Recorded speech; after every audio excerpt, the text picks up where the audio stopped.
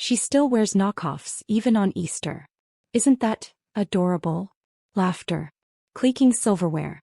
And the silence of being looked at, not as family but as a punchline. I smiled anyway. Because that's what you do when your sister turns a family dinner into a runway critique. You smile, and swallow your pride like dry cornbread. Hi everyone. My name is Rachel. And if you've ever been humiliated by your own blood, stay with me. The table was full. Cousins from Dallas, Aunt Jean with her overdone perfume, even Grandma in her lavender hat. And there I was, in the corner seat wearing the same tan heels I'd had since college. You're always the poor one in the family, Claire said, waving her champagne flute like a wand. As if mocking me made her shine brighter. As if my shoes told the whole story. No one stopped her. Not Mom. Not Dad. Not even her husband, Marcus, who just looked down at his plate like the mashed potatoes were fascinating. The roast turkey steamed. Someone passed a basket of rolls. And I quietly picked up my coat from the back of the chair. I stood. No scene. No words. Just a quiet exit that cut through the laughter like a blade. I heard someone ask, "Where's she going?" Claire snorted. "Maybe to buy real shoes." I didn't look back. Outside, the cold spring wind hit my face. But it was warmer than the dining room.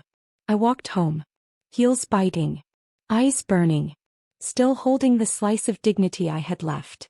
But here's the thing about being the quiet one. The overlooked one. The poor one. You see everything. You know more than they think. And when it's time, you don't scream. Strategically. The next morning I was pouring coffee when my phone lit up. Marcus. Calling. At 7:12 a.m. His voice was broken. "Rachel, please. I don't know what to do." She found out. About everything. About the company. I took a slow sip and closed my eyes. "You should have checked the tag on your husband's job. Before mocking mine. Claire's not talking to me. She smashed my phone. She's threatening to. I don't even know, Rachel." Marcus's voice cracked like glass under pressure. I stayed quiet. Because silence, when timed right, is louder than shouting. He kept talking, unraveling the way men do when their world starts slipping. Not because of a gun or a scandal, but because truth walked in wearing calm. I didn't know she'd see the paperwork. It was just sitting there. "Your name." "My name," I said softly. "On the ownership documents." He went quiet. The truth always tastes sour when it comes from someone you dismissed. Let me back up. 3 years ago, Marcus and I ran into each other outside a cafe. I was job hunting. He was pacing, suit jacket in hand, worried about a failed pitch for his tech startup. I listened. That day I offered him a chance. Not a loan. Not a favor. An investment. But we kept it quiet, at his request. "Claire would never understand," he'd said. "You know how she sees you." I knew. So I signed the paperwork privately. Silent partner. 40% equity. My name hidden until it wasn't. Now Claire had found it. And the empire she'd been bragging about at dinners and parties? It had me in the foundation. "I swear," Marcus whispered, "I never thought it'd come to this." "No," I said. "You thought I'd stay in cheap shoes. Quiet. Invisible." The line went silent again. Across my apartment, the sunlight hit the bouquet of flowers he'd sent last month, before everything started to unravel. Claire had always measured worth in what sparkled, in what name was stitched into the label. But she forgot something. Sometimes the most valuable thing in the room isn't worn. Sewn. And that Easter dinner? That was the last time anyone in my family laughed at my shoes. Because in less than 48 hours, Claire wouldn't just be the sister who mocked me. She'd be the wife standing outside a company, begging to be let in. And the woman behind the glass would be wearing the same tan heels. But this time with a key card. By noon that day my inbox was full. Claire had found my business email. She didn't call. She didn't text. She wrote long, furious paragraphs disguised as questions. "How could you do this? Why didn't you tell me? Is this why you were always so quiet, because you were laughing at me behind my back?" "No, Claire. I was never laughing. But I was watching. Every holiday. Every dig at my apartment. Every smirk when I said I was still figuring things out. They thought I was failing in silence. But I was just building, in silence. 3 years ago when Marcus begged me to help fund his startup, he was a man drowning. And Claire? She was too busy trying on handbags and humble bragging about his potential to see the cracks. I read through her email slowly, pausing only once when she wrote, "You're nothing without that contract." I smiled. Funny. She always believed contracts were just paper. But the one she just found had my name in bold black ink, and her lifestyle hanging by it. I didn't reply. Instead, I forwarded the board meeting agenda to my legal assistant. We had a quarterly update the next day, and this time I'd be attending in person. No more silent partner. No more backseat. Just the woman they all dismissed. Now holding the mic. I arrived at the office early the next morning, wearing the same tan heels, a crisp black dress, and a coat Claire once called depressingly plain. Funny how power never needs glitter. When Marcus saw me step off the elevator, he froze. He looked smaller than I remembered, like a man half swallowed by shame. "You came," he said like a question. I didn't answer. I just walked past him straight into the conference room. And there, seated at the table, was Claire.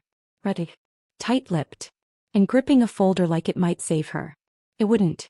Because in 5 minutes I'd be unveiling the new company direction. And the first item on the agenda? Revisiting all non-essential expenditures. Claire's personal expense card was listed at the top. Let her mock my shoes now. Let's see how she walks. When the floor underneath her starts to shift. She didn't blink when I sat across from her. Didn't speak. Didn't breathe. But I could feel it, the panic behind her perfectly penciled eyebrows. Claire had always performed confidence like it was a talent show. But today the stage was mine. The meeting began. I didn't speak first. I let Marcus stutter through updates, numbers, projections, investor notes, as if his voice alone could slow the inevitable. Then the chairman turned to me. "Rachel, as majority stakeholder, do you have anything to add?" I leaned forward. "Just one thing," I said. "Effective immediately, we'll be freezing all discretionary corporate expenses, including lifestyle reimbursements for non-employees." Claire flinched. No one else in the room reacted. Because no one else knew that Claire's designer wardrobes, spa retreats, and private wine club were buried under the category, executive hospitality. She opened her mouth. I held up a hand. "This includes pending reimbursements from the March trip to Napa," I continued, flipping a page. "Claire's name appears on 12 entries. She does not, however, appear on our payroll." Now all eyes were on her. And just like that, the woman who once mocked my shoes was sinking in hers. After the meeting, she followed me into the hallway. "You're doing this to hurt me," she hissed. "No," I said calmly. "I'm doing this to fix the leak." She scoffed, stepping closer. "You think this makes you powerful? You'll always be the girl in the clearance aisle. That's who you are." I tilted my head. "And yet," I whispered, "you're the one asking me not to cut your card." She blinked. I leaned in. "You mistook silence for weakness, Claire. But silence," I smiled, "was just my strategy." I walked away and didn't look back. Outside, I watched as Marcus sat alone on a bench, phone in hand, wringing his fingers like a man trying to rewind time. He looked up at me. "I didn't mean for any of this to happen," he said. "You just didn't mean for me to matter," I replied. The next morning, Claire's access to the company lounge was revoked. Her card declined at brunch. And the handbag she posted with a hashtag "thank you hubby" caption? Now she wasn't laughing. She was realizing. When you dress your ego in borrowed power, eventually someone comes to take it back. By Friday morning, Claire's world was unraveling thread by thread. The group chat was quiet. Her Instagram, once a parade of curated luxury, went dark. And Mom called me with a voice full of caution. "Claire says you're trying to ruin her marriage." I paused. "No," I said. "I think she did that all by herself." Mom sighed. "You always take things so personally." That made me laugh. Because Easter dinner was personal. Every jab. Every whisper about my cheap life. Every time they glanced at me like I was the crack in their perfect family portrait. But now I was the frame. That afternoon, Marcus showed up at my office. Uninvited. Disheveled. Holding a folder and an apology like they were enough. "I want to make this right," he said. "Claire's scared. She's saying things that don't make sense. She's accusing me of plotting with you." "Weren't you?" I asked softly. He sat down. I never meant to betray you. But I didn't defend you either. And now I see what that cost. He slid the folder across my desk. Inside. Full resignation. From every company board. Marcus was stepping down. I want to make space, he said. Real space. I owe you that. I didn't speak. Just nodded. And the silence between us felt earned. As he stood to leave, he hesitated. Claire, she's not doing well. She's talking about moving back with your parents. She should, I said. Maybe it'll remind her what real humility tastes like. He looked at me one last time. I'm sorry. And for the first time, I believed him. That night, Claire sent one last message. No insults. No pride. Just 4 words. You win. I'm done. I stared at the screen, then turned my phone off. Because this wasn't about winning. It was about waking up from the lie that silence keeps the peace. Sometimes, peace begins the moment you stop asking for it. And start becoming it. The girl they all mocked had stopped apologizing. The shoes they laughed at had walked her to ownership. And Claire? She was finally learning the difference between spotlight and power. The news broke on Monday. A quiet headline tucked in the business section. Key investor assumes full control of rising tech firm after internal shift. My name was there, for the first time unapologetically public. No more silent partner. No more invisible hand. The comments were polite. The board was respectful. And the emails? Flooded with words like vision, leadership, and we didn't realize. But the most surprising one came from Dad. Proud of you. Claire told us everything. She's not taking it well. Maybe reach out. Maybe. But where was that voice when I needed it? When Claire humiliated me and they passed the bread rolls like nothing happened. Let me be clear. Forgiveness isn't hard. It's the forgetting that takes something from you. That afternoon I walked into the office I used to enter through the side door. Now it had my name on the glass. I opened the blinds. Sunlight poured in. Below I saw Claire stepping out of a rideshare. Hair in a bun. No makeup. A look I'd never seen on her before, raw, real, and stripped. She didn't come inside. She just stood across the street staring up at the window. She saw me. And I didn't look away. She lifted her hand. Half a wave. Not proud. Not begging. Just there. I closed the blinds slowly. Not out of cruelty. But because some chapters aren't meant to be reopened, even if they knock politely. Later that evening I returned home to a box at my doorstep. No name. No card. Inside. A pair of shoes. The exact same tan heels Claire once mocked. Only brand new. Same style. Same size. But untouched. She had found them. A silent gesture. Or maybe an apology. I held them for a long time, then placed them beside the old pair in my closet. Not to wear. But to remember. Because this wasn't just about shoes or sisters or payback. It was about worth. And I finally knew mine.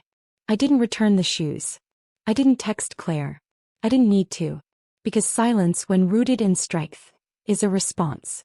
That week I received an invitation. A Women in Leadership panel. Keynote speaker, me. Funny, isn't it? The girl with the clearance shoes, now being asked how she climbed. I stood backstage that night, heels echoing on concrete. Wearing the exact same pair Claire gifted me, not as forgiveness, but as proof. Proof that power doesn't always roar. Sometimes it walks out quietly, and builds something no one saw coming. My speech wasn't long. I spoke about dignity. About learning to stop shrinking for people who refuse to grow. About how family isn't always who claps the loudest, but who listens when it's quiet. I didn't mention Claire by name.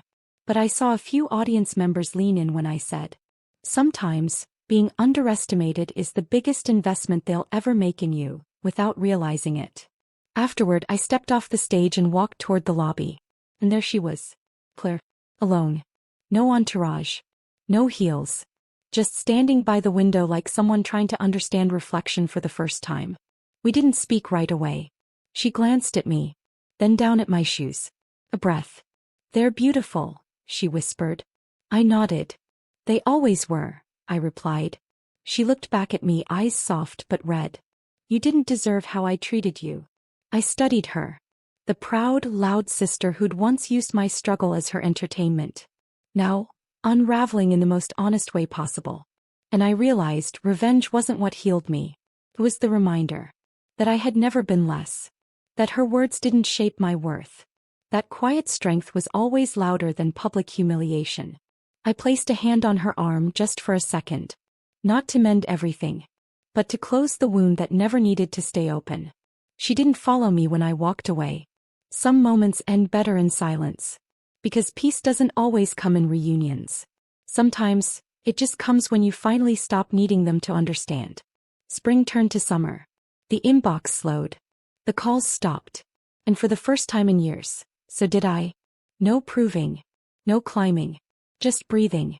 One quiet morning I stood barefoot in my living room holding both pairs of shoes, the worn ones that walked me through silence, and the new ones that arrived wrapped in apology.